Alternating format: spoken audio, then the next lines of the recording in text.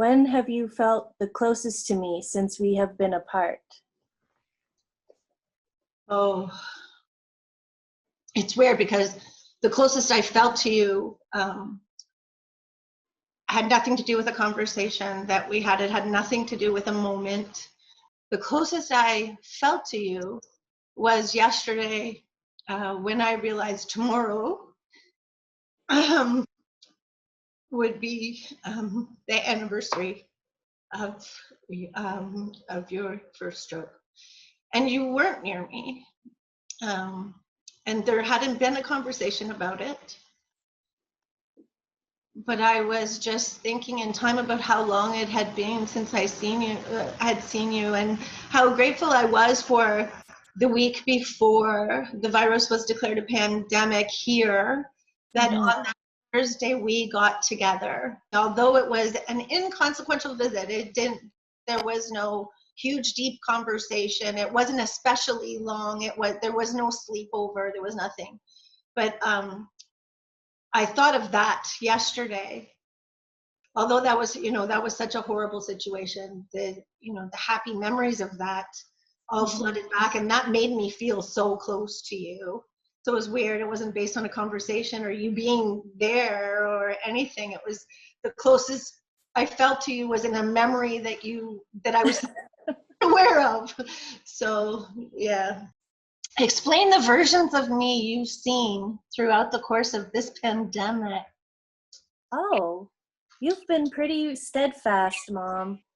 You've been pretty, even keel, I find. Maybe you don't express your fears and concerns all the time because you don't want me to suffer for them, but it's good because you have been able to work from home, so I think that keeps you focused and gives you purpose every day. I think that you would be in a much different place if you didn't have that kind of structure and you were just left to worry about me every day. But I think that because of my health concerns and because I work in a hospital, I think you have a different sort of concern for me daily.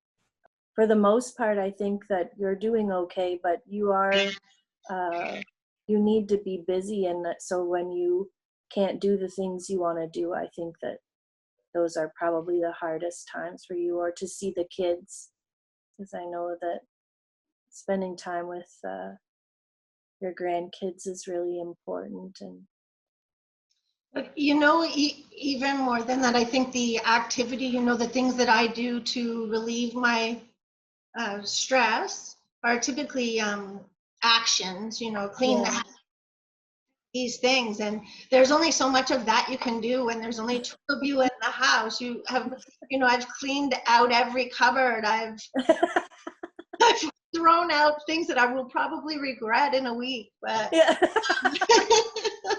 but yes, I am. I think that last week I had a little bit of a break, I guess, in my psyche. Not so much that I lost it, but I usually see one of you every week. Yeah. And this has been the course of my life since I was 16 years old. It's just specific people, it's the only constant that I've ever had. And you are out there in the most dangerous place, going to a hospital, going to a place where people are more likely to be ill, and walking there, and then living in a situation on your own. So do I want to add to that by saying, oh my God, I need you here, I miss you so much, because there is nothing we can do about this. I have to honor us and what you're doing and what I'm doing by being resilient and not falling apart, because I miss you so terribly. I miss you so terribly, but more than that, I wish for your safety, and that is more scary than not seeing you. What do you think life is teaching our relationship right now? Ooh.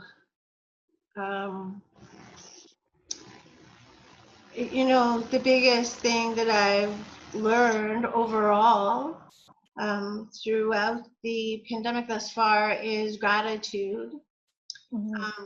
Gratitude for the abundance that I realized that I have in my life that I didn't really look at every day, like the abundance of time we had available and didn't always use. Who would have ever expected the world that we wake up in every day now? Who would have ever expected that? So, you know, you always know your life is going to be short. You don't know that the time that you have with the people that you care most about is going to be that, you know, that it could be affected in the way that it has been with the distance.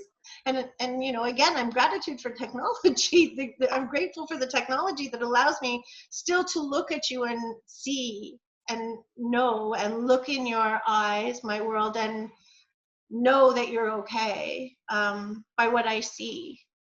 You know, the smile attached to it, the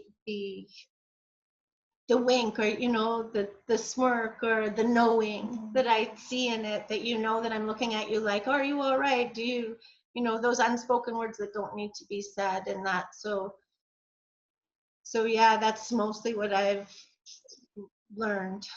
You know, your parents, your spouse, those things are all important, but it is way more important than just you being my daughter. It is you being my friend. Yeah. Oh my, this is a very good one. If you could send a message to our future selves right now about this time of our lives, what would you tell us? Wow. I mean, you know what? I just don't feel like there's much we can't get through. And I feel like sometimes we forget that, both like individually and together. So, you know, when you're having those dark moments, if any come in the future, I just want you to look back like you look back on what tomorrow's anniversary is, with those memories and the reminders that, like, you can do this, like, you're so strong, and look at everything else that you have accomplished and you've soldiered through. And so whatever comes, you know, you have that in your pocket. I go to that place sometimes and it's hard to come out, but I really hope that future us is proud of past us. And I feel not even just for what we're going through right now, but for everything in our lives, from, you know, birth to whenever it's our time to go. Like, I hope that we are always proud of ourselves, and we're always compassionate to our past selves for any mistakes that we make, and that we know that we learn from them, and that, you know, spending the time, because it is our most valuable asset, beating ourselves up about mistakes that we made in the past when we didn't know better or we couldn't do better. It's just such a waste of time. Sometimes you have to, you know, be a little bit down and then just to get through everything.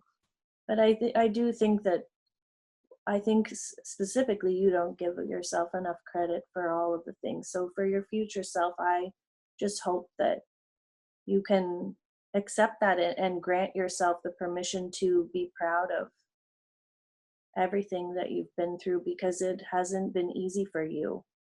And I hope that you can truly believe what I say when, you know, we don't begrudge you anything. I like my life, Mom. Like, I wouldn't be fighting so hard to keep it if I didn't like it. So thank you. Uh, I love you. Love doesn't even sound like big enough of a word, really, but I do. I adore you. I'm so grateful to you. Likewise.